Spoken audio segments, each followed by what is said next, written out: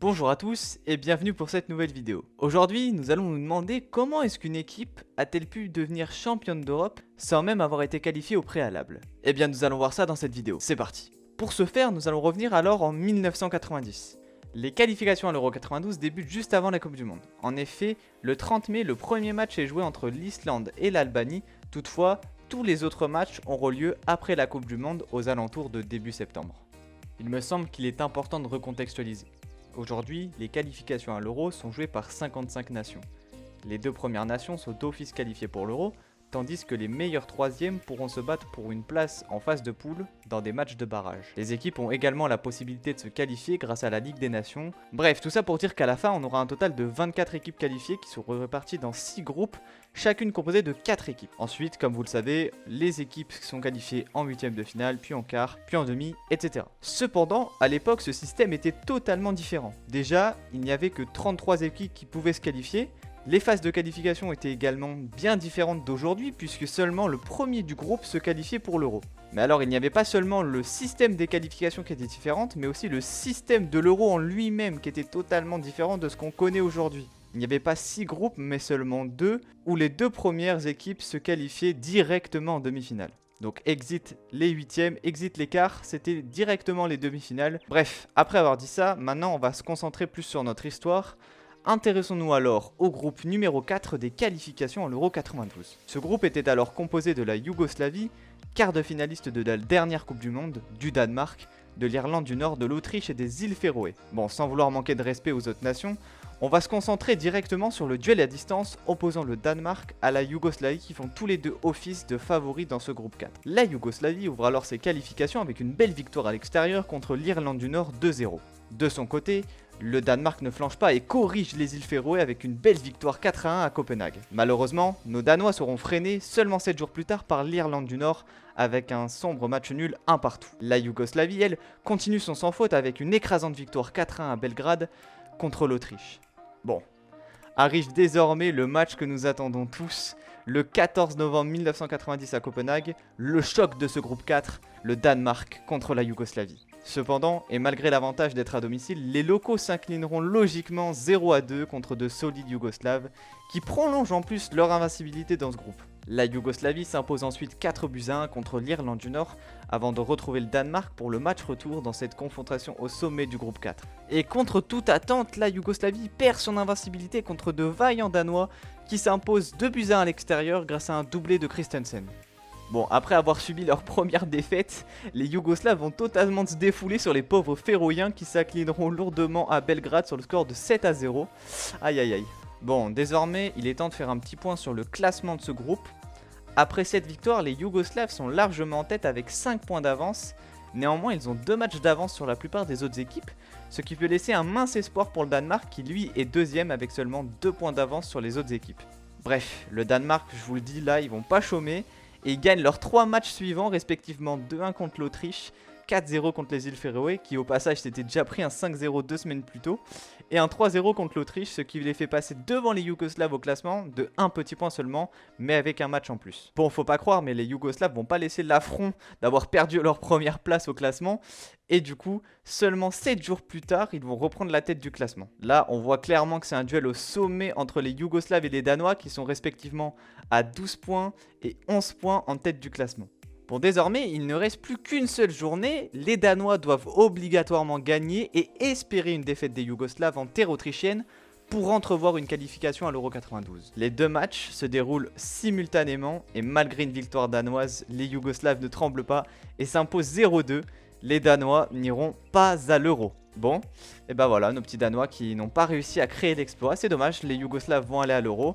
Et puis, tant pis pour eux, hein, j'ai envie de dire, ils avaient qu'à être plus forts. Bref, voilà, nous y sommes. L'Euro commence dans seulement 10 jours et nous avons nos qualifiés.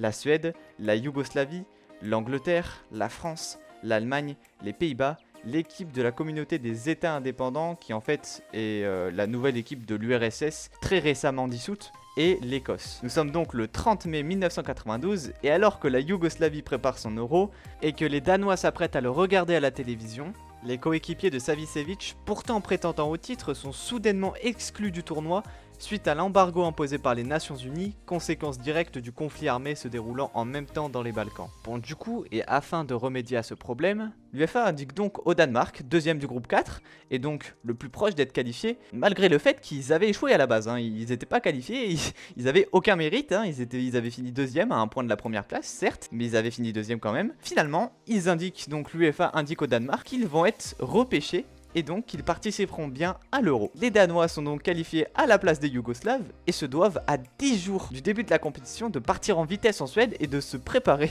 Mais sauf qu'à 10 jours c'est super compliqué, les mecs sont pas du tout prêts, même mentalement ça va être très compliqué de se mettre dedans. Mais quand faut y aller, que l'aventure commence, j'ai envie de dire. Et c'est à partir de ce moment-là que débute la plus grande histoire du football danois. Ah oui, j'avais oublié de préciser, mais du coup il y a une des stars de l'équipe danoise, Mikael Laudrup, qui n'a pas voulu participer à l'Euro suite à une brouille avec son entraîneur. Bref, en 10 jours t'as pas vraiment le temps de te préparer psychologiquement et physiquement pour une compétition internationale, surtout après la débâcle subie par les Danois 4 ans auparavant, ayant prématurément été éliminés dès les phases de poule avec un total, attention, exceptionnel de 0 points, voilà, super.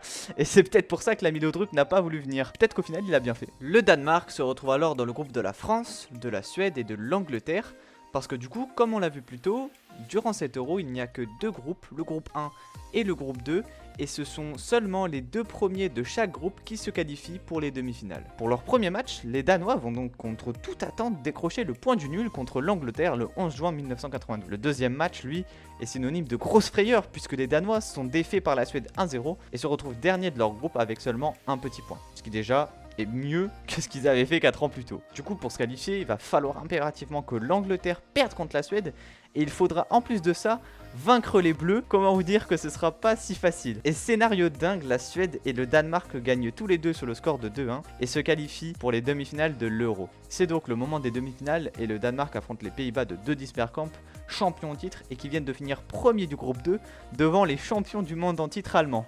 Et ce sont les Danois qui vont ouvrir la marque grâce à un but très hâtif dès la 5e minute de Henrik Larsen, avant, quelques minutes plus tard, de se faire égaliser par un but de Dennis Bergkamp.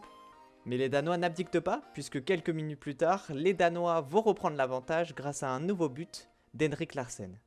Et alors que les Danois se voyaient déjà qualifiés, Rijkaard inscrit à la 86e le but de l'égalisation qui emmène les Danois et les Néerlandais en prolongation. Malheureusement, ces dernières ne donneront rien et fatalement, nous arrivons au moment des tirs au but. Et grâce à un raté de Van Basten, les Danois se qualifient en finale de l'Euro 1992. Je sais pas si vous vous rendez compte, mais à la base, les Danois n'étaient même pas qualifiés pour cet Euro et ils se retrouvent en finale. C'est absolument incroyable. Bref, en finale, ils retrouvent les Allemands qui ont su brillamment éliminer les Suédois, pourtant invaincus en phase de poule sur le score de 3-2. Bref, nous sommes le 26 juin 1992, il est actuellement 20h15 lorsque monsieur Bruno Galler siffle le début de cette grande finale opposant les champions du monde en titre allemand contre la surprise danoise, tombeur des champions d'Europe. Et les Danois vont pas se laisser sonner par l'événement, pas du tout.